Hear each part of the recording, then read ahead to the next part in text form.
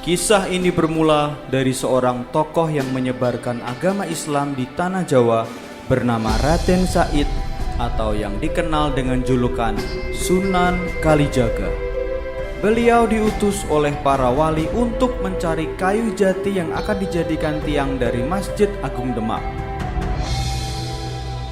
Perjalanan Sunan Kalijaga berlanjut ke arah selatan dalam pencarian Soko untuk membangun Masjid Agung Demak sebagai sarana dalam menyebarkan dakwahnya.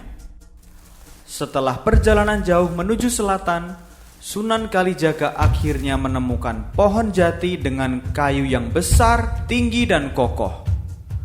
Kayu itu dirasa cocok untuk menjadi tiang pada Masjid Agung Demak.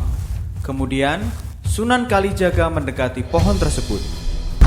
Anehnya, saat didekati dan berniat untuk ditebang, pohon jati tersebut tiba-tiba berpindah dan hilang, tidak berada di tempat semula lagi. Kemudian, Sunan Kalijaga melakukan perjalanan kembali guna menemukan pohon jati yang berpindah sebelumnya. Dalam perjalanannya, Sunan Kalijaga sekaligus melakukan dakwahnya kepada masyarakat di desa-desa yang dilewatinya.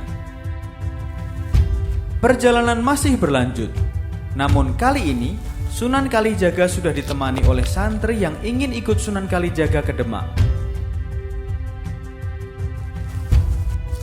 Sampai kemudian mereka menemukan pohon jati yang berpindah sebelumnya. Sebelum mendekati pohon jati tersebut, Sunan Kalijaga berdoa kepada Yang Maha Kuasa agar pohon itu tidak berpindah. Setelah ditebang, pohon jati yang besar tersebut dibawa dengan menghanyutkannya di sungai. Di tengah perjalanan, kayu yang dihanyutkan di sungai itu pun tersangkut di bebatuan di belokan sungai dan memaksa Sunan Kalijaga dan para santri juga menghentikan perjalanan untuk beristirahat. Tidak jauh dari sungai tempat kayu tersebut ada sebuah bukit dengan gua kecil.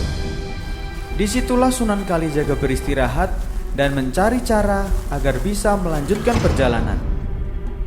Ia bertafakur memohon petunjuk kepada Yang Maha Kuasa dan mendapatkan petunjuk untuk memotong kayu menjadi dua. Di tengah pertafakurannya, Sunan Kalijaga dihampiri oleh 4 ekor kera berwarna merah, putih, kuning, dan hitam yang menghuni tempat di sekitaran goa tersebut. Kera-kera ini menghampiri Sunan Kalijaga dan berniat untuk membantu Sunan Kalijaga mengambil kayu yang tersangkut di sungai dan membawanya kembali ke Demak guna menyelesaikan pembangunan Masjid Agung. Keesokannya, Sunan Kalijaga, para santri dengan dibantu oleh para kera kembali ke sungai dan memotong kayu yang tersangkut itu menjadi 2 bagian. Setelah berhasil memotong kayu menjadi 2 bagian, Sunan Kalijaga mengadakan selamatan sederhana dengan santrinya. Ketika Sunan Kalijaga ingin melanjutkan kembali perjalanannya ke Demak, 4 ekor kera itu datang menghampiri Sunan Kalijaga dan memohon kepada Sunan Kalijaga untuk ikut membantu dan mengawal dalam membawa kayu jati ke Demak. Namun Sunan Kalijaga menolaknya. Kera-kera itu terlihat sedih dan kecewa karena tidak diizinkan ikut oleh Sunan Kalijaga. Kemudian Sunan Kalijaga memerintahkan 4 ekor monyet tersebut untuk mangreho, yang artinya jagalah, agar menjaga goa, tempat di mana Sunan Kalijaga bertafakur.